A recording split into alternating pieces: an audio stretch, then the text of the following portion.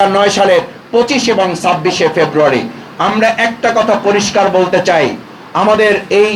বাংলাদেশের বর্তমান 2024-এর জুলাই আগস্টের তরুণ যুবক ছাত্র জনতা সমস্ত মানুষ রাস্তায় নেমে ঘোষণা দিয়েছিল দিল্লি না ঢাকা, ঢাকা ঢাকা। সুতরাং এই প্রশ্নে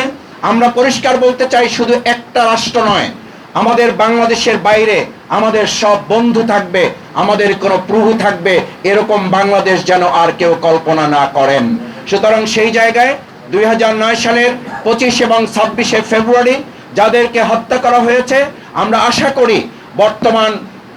অধিষ্ঠিত সরকার এই ব্যাপারে অগ্রাধিকার ভিত্তিতে যত হত্যাকাণ্ড হয়েছে তার মধ্যে এটা চাঞ্চল্যকর একটা হত্যাকাণ্ডই শুধু নয়, এটা বাংলাদেশের জন্য স্পর্শকাতর একটা বিচারের ব্যবস্থা। সুতরাং বর্তমান প্রধানমন্ত্রীর কথা যদি সত্য হয়ে থাকে এবং তিনি যা বলেছেন তা যদি দেশপ্রেমের জায়গা থেকে বলে থাকেন, তিনি তার শপথের জায়গা থেকে বলে থাকেন, আইনের শাসন তিনি কায়েম করবেন, যে 3-4টি মূল কথা তিনি বলেছেন তার প্রথম পয়েন্ট ছিল আইনের শাসন তিনি কায়েম করবেন। আমাদের বক্তব্য পরিষ্কার, আমরা দেখতে চাই এই 2009 সালের 25 এবং 26 ফেব্রুয়ারি যে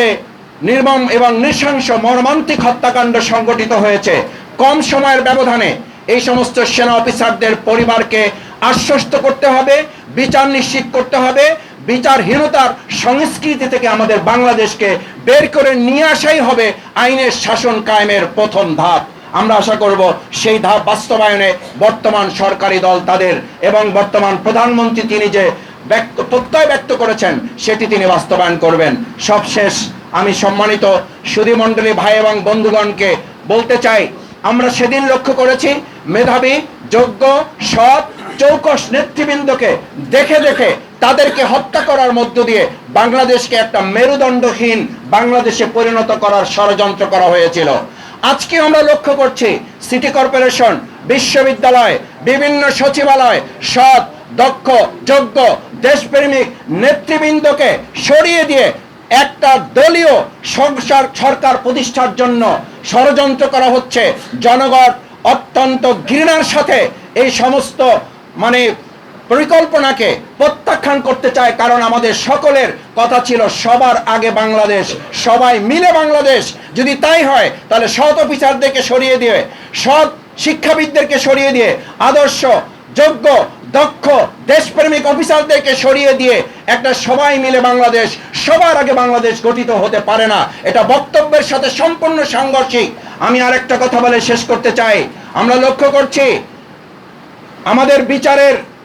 জায়গাগুলো আস্তে আস্তে সংকুচিত করা হচ্ছে। যারা সুন্দর সুষ্ঠু বিচার করছিলেন সেই জায়গাগুলো সরিয়ে দিয়ে দলীয় লোক বসানো হচ্ছে, আপত্তি নাই, কিন্তু এই লোক বসানোর সাথে সাথে একের পর এক বিচারের নামে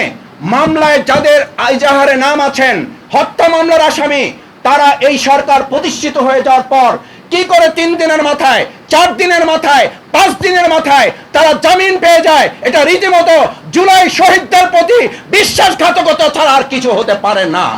এবং আমরা এটাও লক্ষ্য করছি, কেউ কেউ আমাদেরকে বলেন মাসুদ ভাই চকলেটের যেমন দোকান খোলে,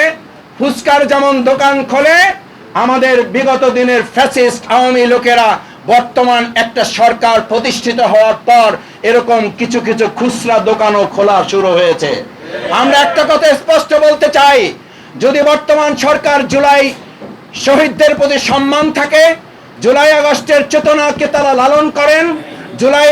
চেতনাকে তারা ধারণ করে দেশ পরিচালনা করেন, তাহলে অবশ্যই এসব বিষয়ে সরকারকে জিরো টলারেন্স ভূমিকা পালন করতে হবে।